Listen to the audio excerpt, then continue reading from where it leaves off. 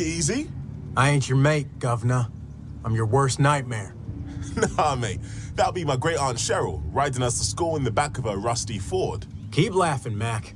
You made a mistake entering Speedcross. Too late to back out. What's that supposed to mean? You'll see.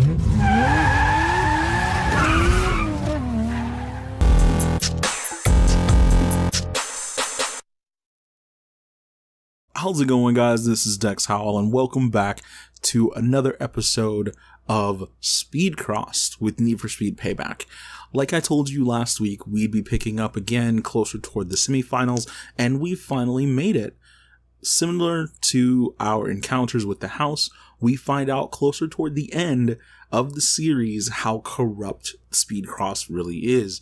At the end of the series, we find out the Barracuda is into bribery, as well as he actually tries to have us taken out by some enforcers just before the last few races start. Though, of course, we got away and crushed the high score anyways. For the most part, the concept of Speedcross, in my opinion, has been a wonderful addition to the game. Though, also, in my opinion, it leaves a lot to be desired as far as the next patch to Payback. For example, you can't change your car from the Mini Cooper until the entire series is completed. Now, in terms of sticking to the story, I get it. It makes sense because the Mini Cooper is a registered vehicle and you have to be sponsored in order to jump into Speedcross and so on and so forth. But what I don't understand is why it didn't make sense to the designer to allow you to purchase cars, at least so you could start upgrading them, so you could use Speedcross cars, different Speedcross cars, besides the Mini Coupe after the whole thing was over. So you could buy the car and just continue upgrading it after the whole thing was over. So you could just jump straight into using it. That would be pretty awesome. That would make total sense in my opinion, but they didn't do that. And I don't really understand why. Another thing that doesn't make any sense to me is that after you've finally completed the entire series, you only unlock 2 cars at the dealership. Now, those 2 cars are the Mini Cooper that you were racing with the entire time, and then you also have Barracuda's car.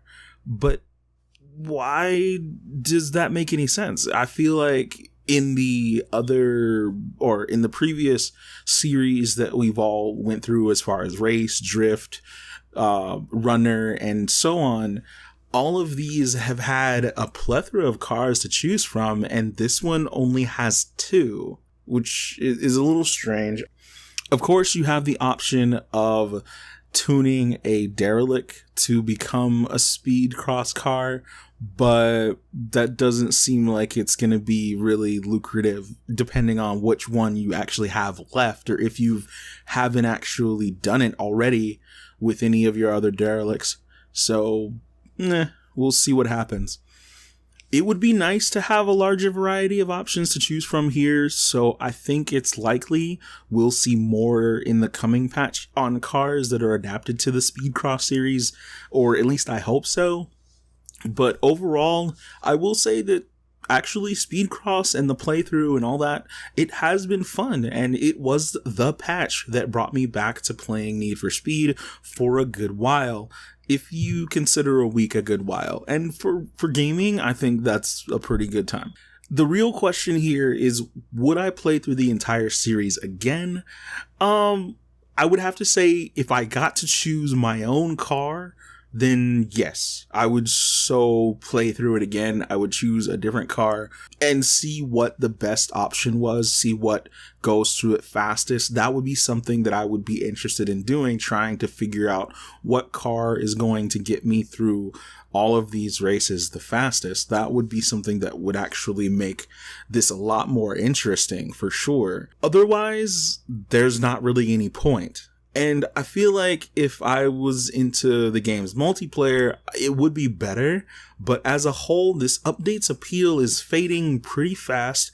So hopefully the next patch comes soon. Until then, thank you guys so much for watching this video. I hope you all enjoyed it. If you did, please leave a like and subscribe to my channel for more videos just like this one. And we'll see you guys next time.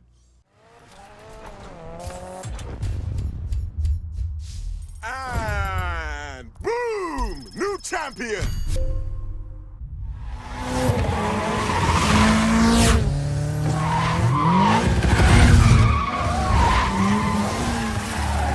Unbelievable! McAllister has beaten Monroe's near-perfect score to win the Fortune Valley Speedcross Series. Raph, guess who just won the Fortune Valley Speedcross Series? I knew you could do it. How's Barracuda taking it? He should be ugly crying into a pint of Rocky Road right about now. Couldn't have done it without my Carfu Master Raph. Thank you. Mac, the power of Speedcross was inside you all along. Shut up.